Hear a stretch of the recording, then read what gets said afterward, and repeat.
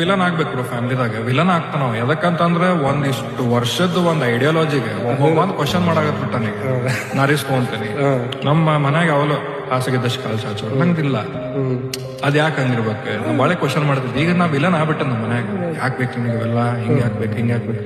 In my personal story only ನಾ stand up comedy ಮಾಡ್ಬೇಕಾದ್ರೆ ಯಾಕೆ ಮನೆಗೆ ಇಷ್ಟೆಲ್ಲ ಕಷ್ಟ ಐತಿ ಹಿಂಗೆ ಹಾಕ್ಬೇಕು ಒಂದ್ ಅನ್ಸರ್ಟನ್ ಇದೆ ನನಗ ಅವಾಗ ಏನ ಈಗ ನಂದೇನ್ ರಿಸ್ಕ್ ಐತಿ ನಾ ಈ ಫೀಲ್ಡ್ ಚೂಸ್ ಮಾಡೇನಿ ಅನ್ಸರ್ಟನ್ ಇದ್ರ ನಾ ರೊಕ್ಕ ಮಾಡೋದು ನನ್ನ ಜವಾಬ್ದಾರಿ.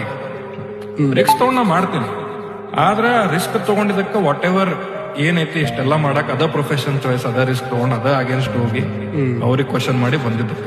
I might be wrong in the future but ನೀವ್ ಅದ್ ಮನೆ ಬೈತಾರ ಅವ್ರ ಐಡಿಯಾಲಜಿ ಚೇಂಜ್ ಮಾಡ್ಬೇಕಂತಂದ್ರೆ ನಾ ಎಕ್ಸ್ಪೆಕ್ಟ್ ಏನ್ ಮಾಡ್ತಾರ ಈಗ ನಾವು ಹೋಗಿ ಹೇಳ್ತೇನೆ ನಂಗೆ ಗಿಟಾರ್ ಕಲಿಯೋದೈತಿ ನಾ ಸಿಂಗರ್ ಆಗ್ತಾನೆ ಮನೆಗೆ ಹೂ ಅಂದ್ಬಿಡ್ಬೇಕು ಅದ್ ಹೆಂಗಂತಾರ 50-60 ವರ್ಷ ಒಂದ್ ಐಡಿಯಾಲಜಿ ಇಟ್ಕೊಂಡು ಬೆಳೆದಾರ ಅವ್ರ ತಂದೆ ತಾಯಿ ಒಂದ್ ಐಡಿಯಾಲಜಿ ಇಟ್ಟು ಬೆಳೆಸ್ಯಾರ ಅವ್ರಿಗೆ ಒಮ್ಮೆ ಬಂದ್ ಆಗ್ಬಿಡಂದ್ರೆ ಹೇಳ್ಬೋದು ಲಕ್ ಇರ್ಬೋದು ನಿಮ್ದೆ ಬಟ್ ಅವ್ರಿಗೆ ಕನ್ವಿನ್ಸ್ ಮಾಡ್ಬೇಕು ಯಾಕೆ ಬೆಟರ್ ಐತಿ ಏನ್ ಚಲೋ ಐತಿ ಏನ್ ಮಾಡತ್ತೈತಿ ಏನ್ ಐತಿ ಇಂಡಸ್ಟ್ರಿ.